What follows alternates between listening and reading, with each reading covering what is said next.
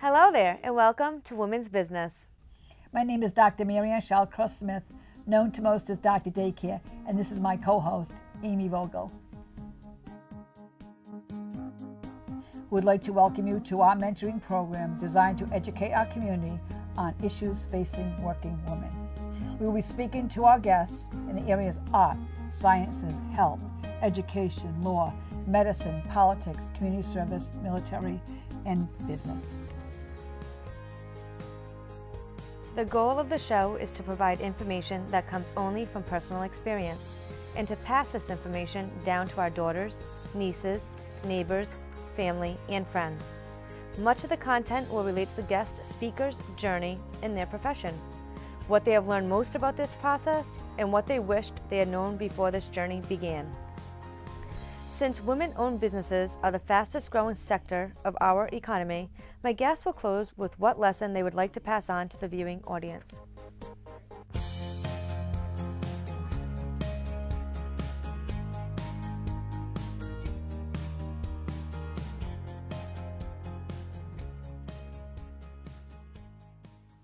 Thank you for joining us on Women's Business. We are honored to welcome Lenore Rheaume from Poets and Poems.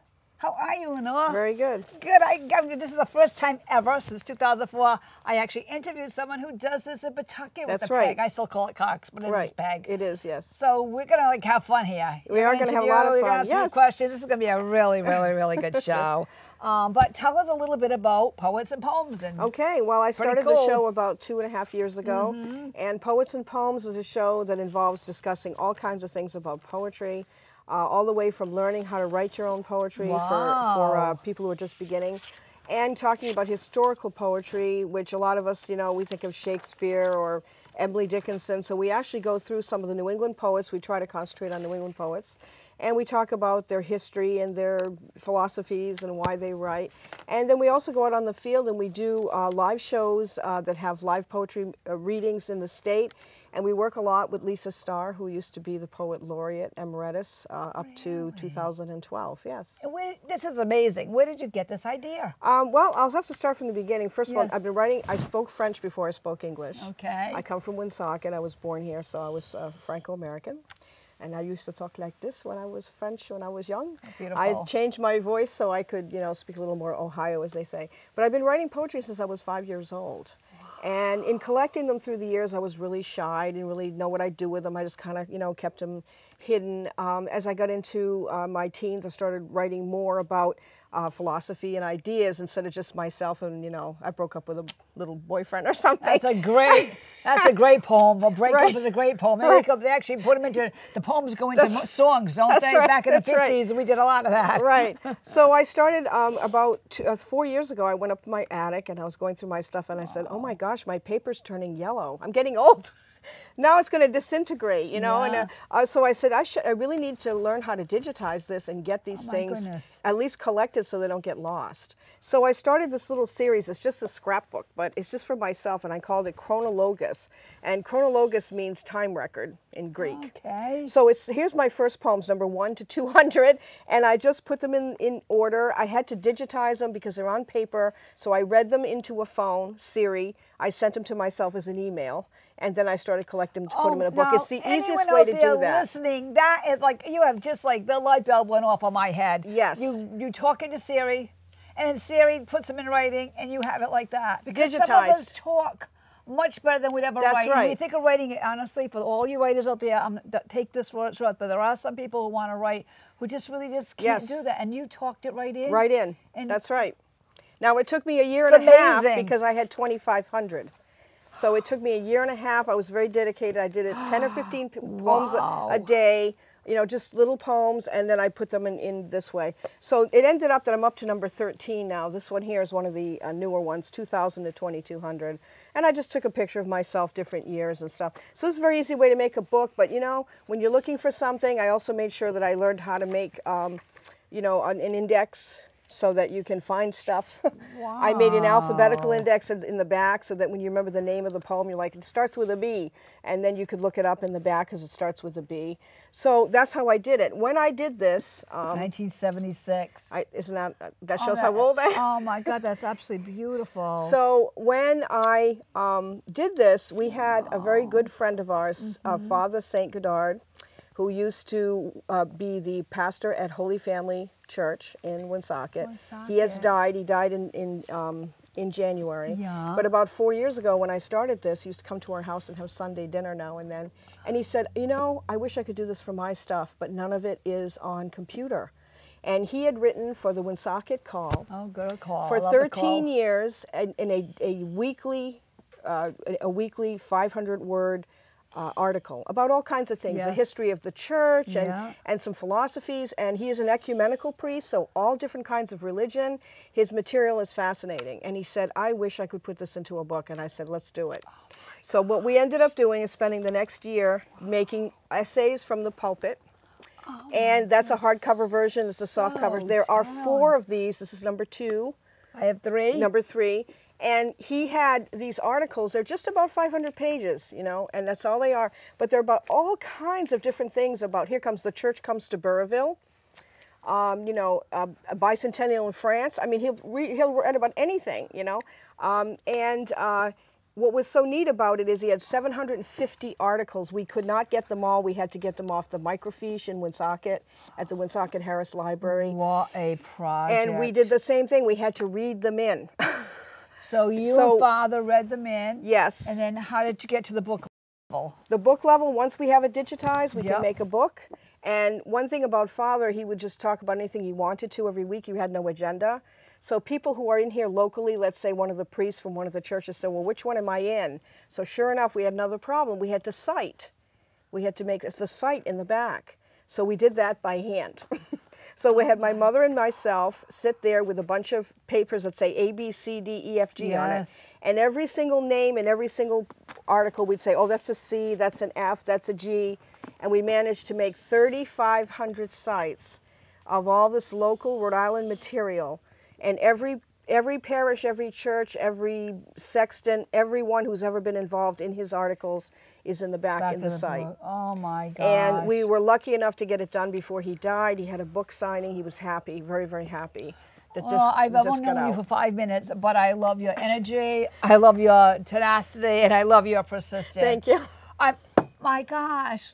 Yeah, this was quite the project. Father had a bucket list, and you helped him complete one of the biggest things on that list. Yeah, and it helps so many people because I still have people come up and say, oh, I remember that church, I remember that lady, and they're in there. This is local history. This is why I had to do it. I had to do it. Local history. So in the same regard, we used to say that I'm part of the Ocean State Poets, which is a poet group that anyone can join. So there's a group over there called the Ocean State Poets. They're mostly from the South County area, but they're all over the state. I'm the most northern one. But you know, I'm going to tell my sister, she writes poetry all the time, and I'm going to tell her to zoom in on the show. There is, they have their own website, Ocean State Poets. OSOPEP.com or .com, my sister Carol's and now, poetry they created this particular paper, this particular anthology, so it's got 20, it has 20 different, there's 20 different poets in this book.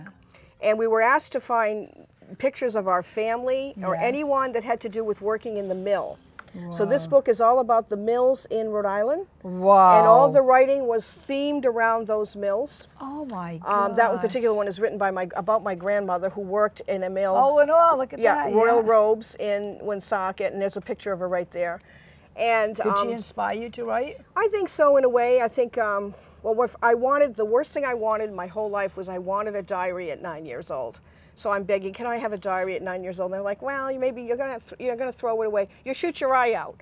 I want to write. Can you let me write, please? They're like, no, you might lose it or something. And my grandmother used to go to the bank and get those little thingies, those little date books. I do. She had them from 1950. She said, here, you could take a couple of these and use those. And I was like, that started my writing. So she encouraged in a way, writing. she did. She did. Yeah. Wow. So then we did find some other people that came to me with the same problem. I had gone to a poetry contest, and I found this lovely lady. She was 77 years old. And she said, you know, I have a book in my closet that I've had in there for 40 years. I said, get it out of the closet. You can't leave it there. And she said, but I don't know what to do with it, and it's on paper again. And I said, uh-oh. Okay, we got this down. Say it again. They're starting to follow me around. So, but anyway, this lady was wonderful, and this is a picture of her when she was young, and I found out that she was the first cochlear implant person that we ever had in the United States in the 1960s and 70s when they were testing it in Tufts University. Wow. And this is her story, how difficult it was to be a young lady with no help in those days. And her father had told her, learn to read lips at 3 years old, and that saved her life. She was able to learn and study because that she got a PhD. She tells the whole story of how she got her implant. Wow. And this is her story of how difficult it was to live in her time. And it's got pictures in it. She insisted we had pictures of her family and her horses and the things that helped her really get to where she is today. Well, how inspiring. So I definitely, so her whole story is right there. I did this book with her because I just felt her story had to be told. So that's kind of like, I just got into it by accident, if you want to say it, but I guess there's a reason to everything. But there's a reason here, the accents, the beautiful accent, and the people you are totally supporting to get to the next step. And then, of course, I ended up meeting Joni Moser, and she said, I have a book that I haven't done. It's 10 years old. I was like, oh, no. But this was a children's book. So the trouble with her book, every single book had a little bit of a trouble. The trouble with this book is the colors had faded. Okay. Because they were done on construction paper with ink. You know, with a magic marker. So we had to go back and totally color all her little apples and everything to make it nice and bright. I bought one of those books for each one of my centers. Did you? They're reading them in the preschool in the top room, and the kids It's a great love book them. because it's rare to have a book about apples. It's apple, and it's the apple season too. Right, so that's if anyone's interested, it's a great book to complement the apple season, as well as in the same vein. She went to do a reading, and an older man came to her and said, "Do you know anyone who could probably do my book?" So here we are now with Leon. You got your own little train system going here. Leon Misery, his issue was that his the person who drew it was deceased, but it wasn't colorized, completely black and white. So we had to colorize it and make his skunk come out in color. This one just got done. It's like been about a month that this one's finished. Look at the illustrations on that. And his illustrations were beautiful, but he just didn't have it completed. He needed to complete it. Yeah. So so I always say, this is my philosophy. Okay, I'm listening. All right. In business. Yeah. Any woman that wants to do business, the first thing that she feels is a fear of self-esteem. It's like, what if I don't make it? What if I'm wrong? What if people laugh at me? What if I'm stupid, right? Well, there's no better way to do something than try something you know you're going to succeed at. Yes. Something small, something small. So how about just doing a bake sale because you're good at cooking? Just do the bake sale, right? Really now this may have nothing to do with what you're going to do and what you want to do as a business, but you need to stand in front of people. You need to sell your product. Yes. You're going to say, this is the most delicious chocolate cupcakes I've ever eaten in my life. That esteem starts to build. From there, you can do anything. Yes. It's about getting yourself out there, and it's hard to do it. And people say, well, just do it. Well, yeah, but just do what? And if you have a large idea, you feel you can't do it right away, if you're not ready, then try a smaller idea you know you can succeed at. You just know. And that'll get you there. So it could start from a chocolate cupcake at a bake sale and sell yourself at that point. That's and right. Go from there. You know, everyone can do that. Everyone can be part of a bake sale. There's a million bake sales come before. There's tons of them going on. Get yourself involved in your church, your local community, or your local school, and work your cupcake all right to a business. I think that it's you a can great do it. Idea. Yeah. Right? Because I had never thought of, I mean, I had the skills, but I wasn't using them. I had gone to university and I had learned some of these skills, like with graphics, but I had never thought of putting the thing together. Yes. You know, and it's just the need to put a few poems down that just brought all this out. And the other thing I want to say is, I had mentioned, is I ran for office and I had read a lot of books on women in politics, and exactly what you said, that sometimes, and this is not a man and woman thing, that's not my point. Right. But the point is, men will step into it a lot faster than women will. And what you had just said, like they don't think they're sure of themselves. Do we know or not? Do we have all this figured out? Do we really need all those pieces to get us to make that first step as going in business? Well, sometimes you just got to be a risk taker and step into it and just go for it. If it starts with a cupcake, to build it up, go for it. I mean, if it's something that's not financially choking. That's another whole piece. Right? If you do something very small, you know you can handle it. And it's like the worst comes to worst, you lost $10, you know? Right. But the fact that no matter what you do, even if your first business is not a success, success. Yes. It is a success. Why? Yes. Because you did it. So you can later on say in life, you know, when it comes down to the obituary, right? I did this, this was done by this person. It doesn't matter if they succeeded or not, is it? Right. It matters that they had life experience. They've had the experience. They completed the journey. They really did what they wanted to do. And let's talk a little bit about money going into business. I think that could be another fear factor, as well as the self-esteem part of it, because it does sometimes cost money to go into business. Of course. You know? So get support. Talk to people who can support that part of you, because once again, that's also a risk-taking piece. It is. I talk to many people who really want to start their business. They're like, okay, number one, the finance is a big piece, and number one, okay, now I got to sign my house onto this. I got to sign my car onto this. But start with that cupcake, believe in yourself, and I really, really, really, in my heart of all the years of being in business, if you are persistent and if you stick to it, it will happen. That's right. Most people got sidetracked. Most people don't pay attention to what they have set their vision out for. Right. And the other thing is, it will work. If you don't do what you love, don't bother. Don't bother. You have to love it. Passionate and love. I agree. Because it'll keep you going even when things are not so good, right? I can't say that again. You're passionate, you love. Say it. You've got to do what you love. If you don't love it, don't do it. Yeah. Because if you'll keep it up because you're passionate. That's right. And that very minute when you're about to quit, you say, no, I'm going to do this anyway. Because I love it. Right. And sure enough, doesn't it go right over that last hill, and it makes it. And you know what else I want to say is, you're saying this, and when you really make that decision, notice, I'll use the word universe, notice how the universe will send you all those things to set you up to make that happen. That's right. Isn't it amazing? Like, look at the people you have connected with. And and I had no idea. It's just amazing. It's like if you stay focused and go for it, all these things will fall completely into place. Yeah. It's pretty cool. Wow. Now, I just visited Jack Kerouac's grave a couple months ago, which is in Lowell, Mass. And he was not a well-off person at the end of his life, so they actually gave him a grave where his wife's family is, the Sampuses. But you can find him there, and everyone is always leaving him something. They leave him a pen, they leave him a book. They leave him a book that they have written, and they'll write in the back of the book, if it wasn't for you, I wouldn't have written this book. It gets left in the rain, and I went over there and I was like, all these books and these pens and a couple bottles of beers and all kinds of stuff that they leave at his grave to thank him for the inspiration. He is one of the only Franco-American, Franco-Canadian authors that we have that raised to that height, yes. Wow. So to us in this area, there are mostly a lot of Franco-Americans here when they first came here in the 1900s. He is an inspiration as a writer. And he was very poor. He was very poor. He had to start from the bottom. So the point is that it's funny how one book and one writer builds another book and another writer all the way down, the way down the line. And I think it's important that we see that that's where inspiration is really going. So I say write that book. Write that book. Write that book. Right. Write it. R-I-G-H-T and W-R-I-T-E. And even if you make one copy, as I do here, anyway, Jack Kerouac. Why don't you explain to people who are watching how you make that one copy? How do you make that one copy? Well, first, in most cases, if you're using CreateSpace, which is very common to use because it is at Amazon and it is inexpensive, and you only have to order one. One. See, in the old days, they call it vanity publishing, which is about 20 years ago. And they, you could send out, we'll publish your book, and you send your material, and they come back, and we'll publish your book. You need to order 1,000. Whoops, that's too much, and you end up sitting on them for furniture. I have a lot of them in the garage. Yes. Right. So to just make that one book, and the reason I bring up Jack Kerouac, he said, fill your bookcase with your own words. Fill your own bookcase. I never so heard that. as you can see, when you have these at home, and you say, even there is only one of these. I hardly ever take the house out of the house.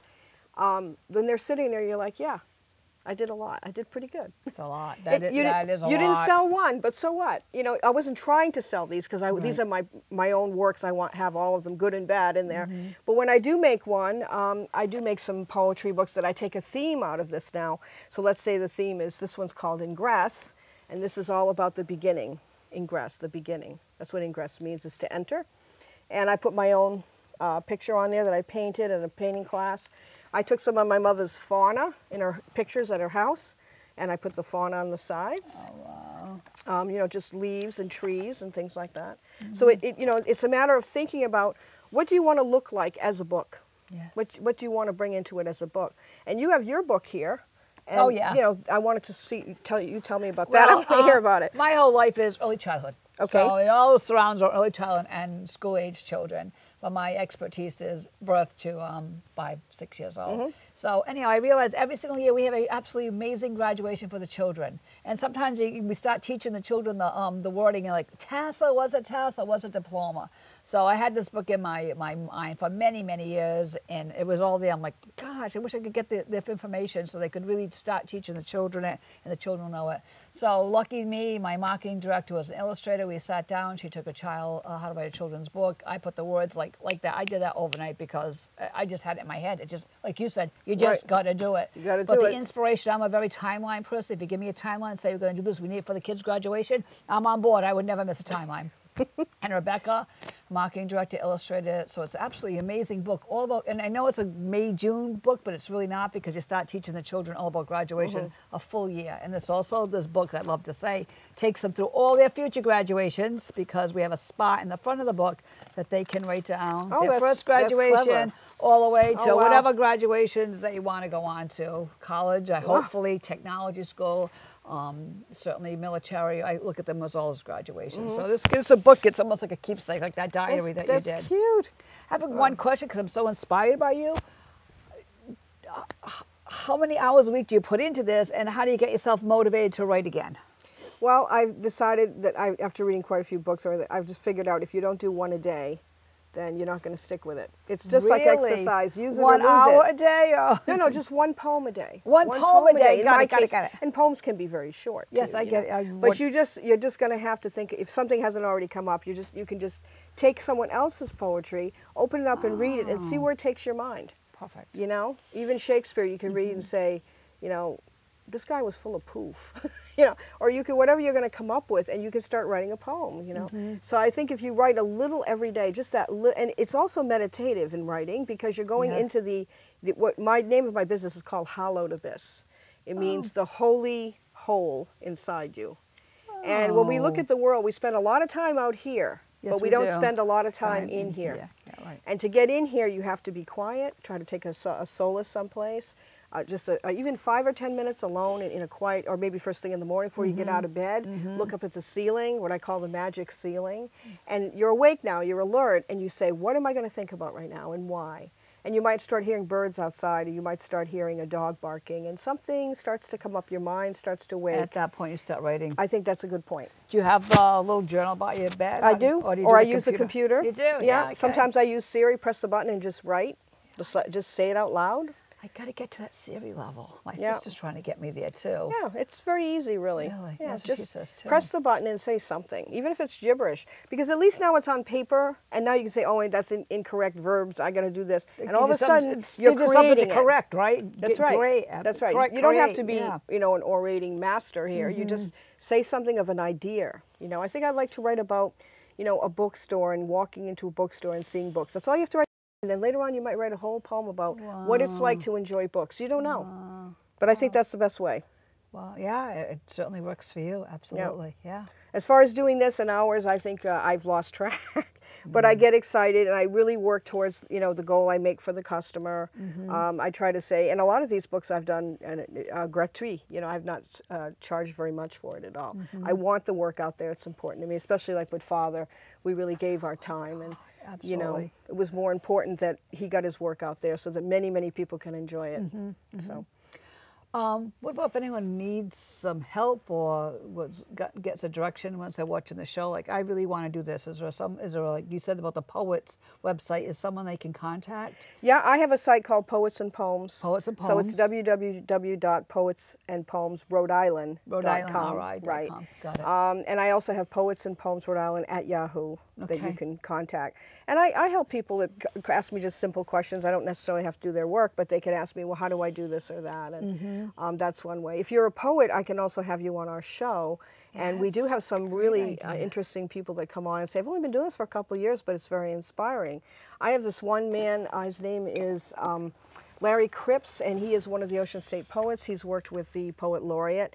And how he started his poetry is, he said he was, in his case, it was channeled into him.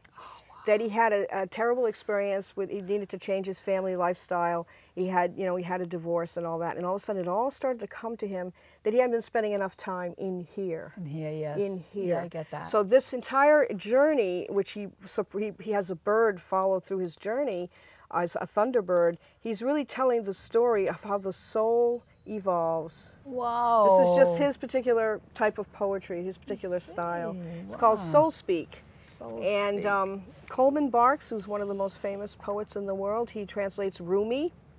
Coleman Barks. I'm learning a lot about poetry. Okay, well, let me tell you. He's one of the people that reviewed his book, and he said it was very inspirational. Yes. Wow. So you can. It's a complete plethora of a life we almost don't know about. Yes. Is the internal soul, the internal whole of us, and all those things going on in there that we're too busy to get to. We're too busy, or we actually sometimes don't give it time. You need to really make the time, you know.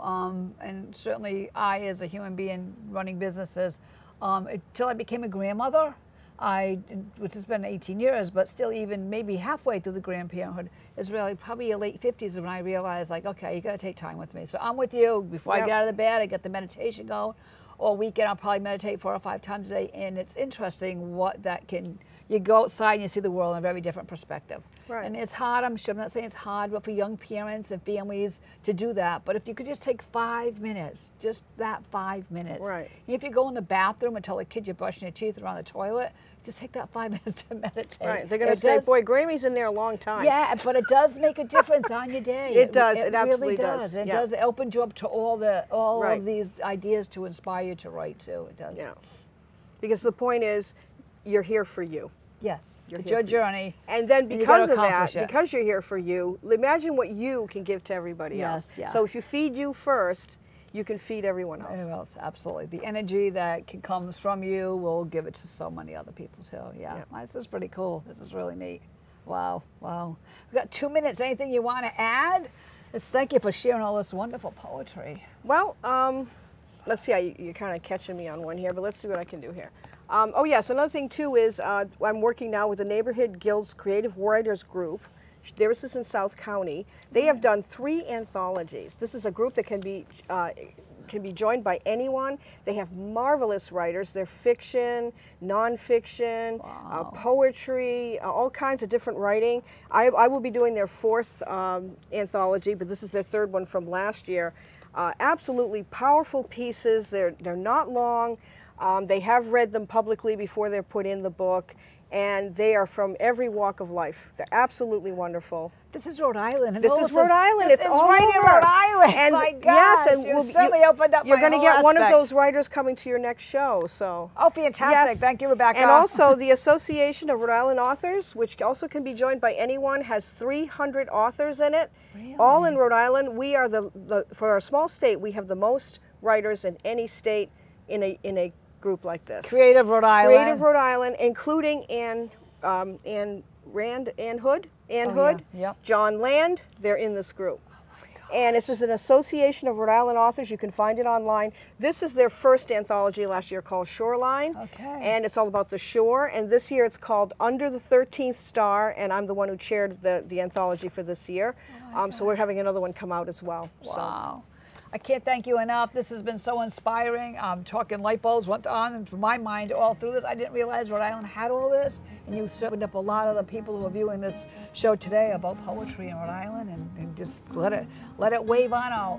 Thank you very much. You're welcome. Great show.